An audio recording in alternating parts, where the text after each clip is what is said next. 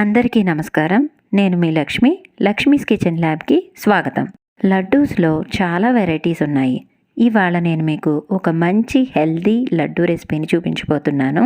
ఇవి పెసరపప్పు లడ్డూలు.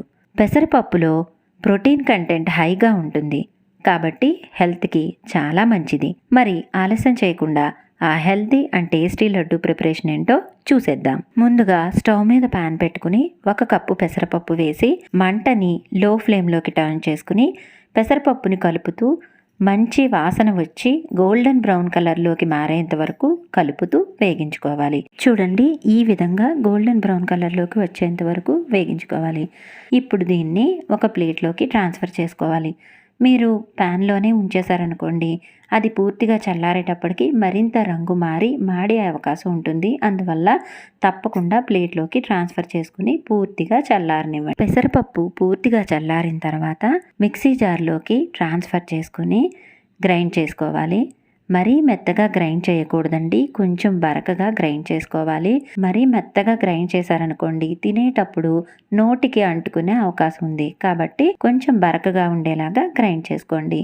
తర్వాత దీన్ని ప్లేట్లోకి ట్రాన్స్ఫర్ చేసుకోండి. చూడండి, ఈ విధంగా కొద్దిగా బరకగా ఉండేలాగా గ్రైండ్ చేసుకుంటే చాలా బాగుంటుందండి ఈ లడ్డు తినేటప్పుడు. ఈ విధంగా ప్లేట్లో వేసుకుని దీన్ని పక్కన పెట్టుకోండి.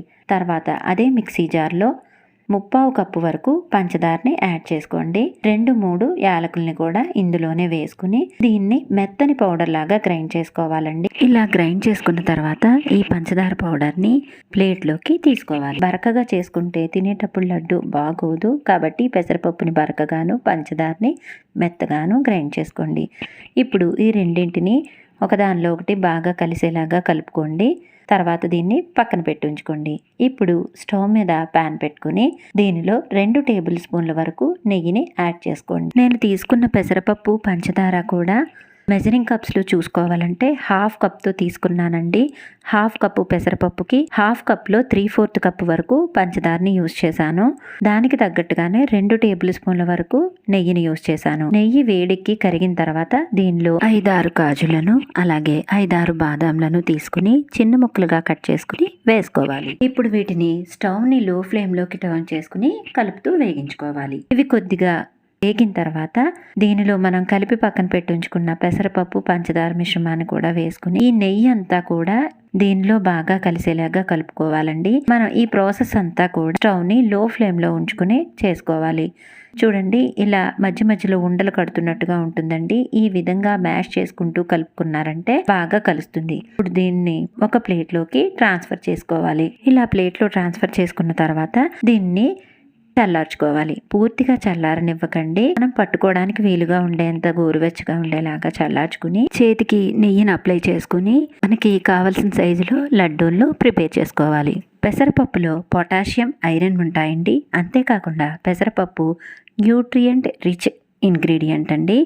అందువల్ల పెసరపప్పు లడ్డూలు హెల్త్కి చాలా మంచిది. ఇలా ఒకసారి పెసరపప్పు లడ్డూలను ప్రిపేర్ చేసి మీ పిల్లలకి పెట్టండి, చాలా ఇష్టంగా తింటారు. అంతేకాకుండా ఇవి పెద్దవాళ్ళకు కూడా చాలా మంచిది.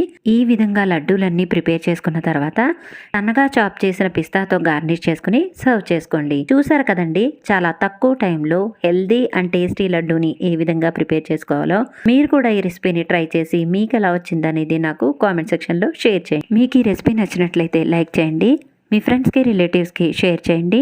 అలాగే మీరు ఈ ఛానల్ని ఫస్ట్ టైం వాచ్ చేస్తున్నట్లయితే కనుక సబ్స్క్రైబ్ చేయండి. మరిన్ని కొత్త రెసిపీస్ కోసం పక్కనే ఉన్న బెల్ ఐకాన్ని క్లిక్ చేసి ఆల్ బటన్ ఆప్షన్ని ప్రెస్ చేయండి. ఈ విధంగా చేయడం వల్ల నేను పోస్ట్ చేసే ప్రతి రెసిపీ కూడా మీకు నోటిఫికేషన్గా వస్తుందండి. Thank you for watching.